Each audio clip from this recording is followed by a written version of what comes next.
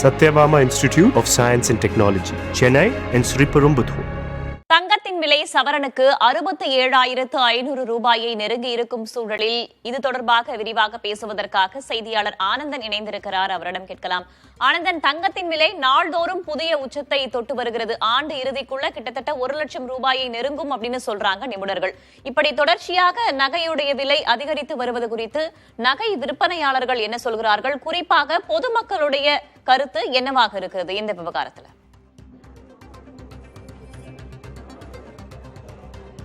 ஒவ்வொரு நாளுமே தங்கத்துடைய விலை நிர்ணயம் செய்யப்படுகிறது. ஒரு மாதத்தில் மட்டும் ஏறக்குறைய 4000 ரூபாய் விலை உயர்ந்திருக்கிறது. இந்த ஒரு மாதத்தில் மட்டும் என்ன காரணம் என்று தொடர்பாக பேசுவதற்காக இந்த கடையுடைய நிர்வகித்து வரக்கூடியவர் நம்முடைய அவருடன் பேசலாம். சார் வணக்கம் சார். தங்கத்துடைய விலை உயர்வுக்கான காரணம் என்ன? தங்கம் இப்போ என்ன அப்படின்னா டிமாண்ட் எவ்வளோ இருக்கோ அதுக்கான வரவு இப்போ நமக்கு ரொம்ப குறைஞ்சிருக்கு மார்க்கெட்டில். அதே மாதிரி டிமாண்ட் அதிகமாகிட்டே போகுது. ஸோ அதோட வரத்து குறைவாக இருக்கிறனால ஒன்று. இன்னொன்று ஜியோ பொலிட்டிக்கல் ப்ரெஷரு அது எல்லாமே சேர்ந்து ஒரே நேரத்தில் இருக்கிறனால அந்த மாதிரியான ஒரு இதில் இருக்குது. மேலும் இப்போ கடந்த வாரங்கள் கொஞ்சம் கம்மியாக இருந்தது. இப்போ ஒரு வாரமாக என்ன அப்படின்னா விலையேற்றமானது ஒரு வரலாறு காணாத உச்சத்தை தொட்டிருக்கு. இன்றைக்கும் பார்த்தீங்க அப்படின்னா ஒரு மிகப்பெரிய ஒரு உச்சத்தை தொட்டிருக்கு. ஸோ அது இல்லாமல் வாடிக்கையாளர்களோட வரத்தும் இப்போ கொஞ்சம் குறைஞ்சிருந்தது. இப்போ இன்னைக்கு அந்த விலையேற்றம் ஒரு கடுமையான இதாக இருக்கவும், மேலும் அந்த அரசாங்க விடுமுறையாக இருக்கிறனால இந்த 3 நாள் தொடர்ச்சியாக இருக்கிறனால கொஞ்சம் எங்களுக்கு மக்களோட எண்ணிக்கை அதிகமாக வந்துட்டு இருக்காங்க. ஸோ இன்னும் வருங்காலங்களில் அது ஏறுறதுக்கான வாய்ப்பும் அதிகமாக இருக்கு. வேதவழி கேட்டிருப்பீங்க.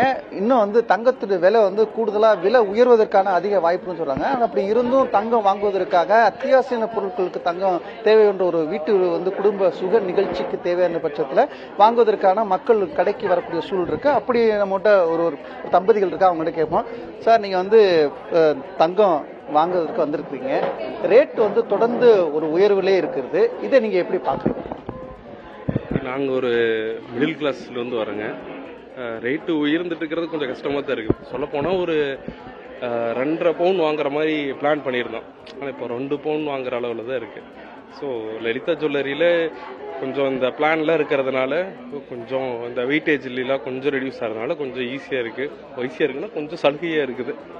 மற்றபடி இப்போ 2.5 பவுன் வாங்குறதுல 2 பவுன் தான் எங்களால் வாங்க முடியுதுன்னு வச்சுக்கோங்களேன். இன்னைக்கு ரேட்டு ஒரு 520 ரூபா உயர்ந்திருக்கு. இதை நீங்க எதிர்பார்த்தீங்களா? இல்லை சார், நேற்று இருந்து பிளான் வேற, காலையில் இருந்துச்சு அது மாறுறது வேற.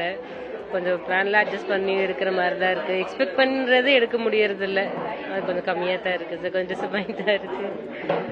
நீங்க சார் சொன்னாரு 2.5 பவுன் நாங்க வாங்க வந்தோம், 2 பவுன் தான் வாங்க அப்படி இருக்கு. அதனால ஒரு மனசுடைய உங்களுக்கு என்ன மாதிரியான ஒரு பாதிப்பு தெரியும்? ஏன்னா அது ஆமா, அதுக்கேற்ற மாதிரி பெருசா எக்ஸ்பெக்ட் பண்ணி டிசைன்ல பிளான் பண்ணி வச்சிருப்போம். அது கம்மியாகுதுங்கிறப்ப எல்லாமே கம்மியாகுது. இல்லை எக்ஸ்பெக்ட் பண்ணது அது ரொம்ப எக்ஸ்பெக்ட் பண்ணதெல்லாம் ரொம்ப கம்மியாகுது சார். அது டிசப்பாயிண்ட் தான். வேதவழி கேட்டிருப்பீங்க.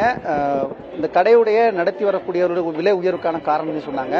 விலை உயர்வுனா என்ன மாதிரியான பாதிப்பு இருக்கும் அப்படின்ற ஒரு இதையும் நம்ம தம்பதிகிட்ட கேட்டிருந்தோம். இப்படி தொடர்ந்து விலை உயரும் பட்சத்தில் பொதுமக்களுடைய மிகப்பெரிய ஒரு தாக்கத்தை ஏற்படுத்தக்கூடிய ஒரு சூழல் இருக்கிறது. வேதவழி, தொடர் விலை உயர்வு சாமானிய மக்களையும் கவலைக்கு உள்ளாக்கி இருக்கிறது.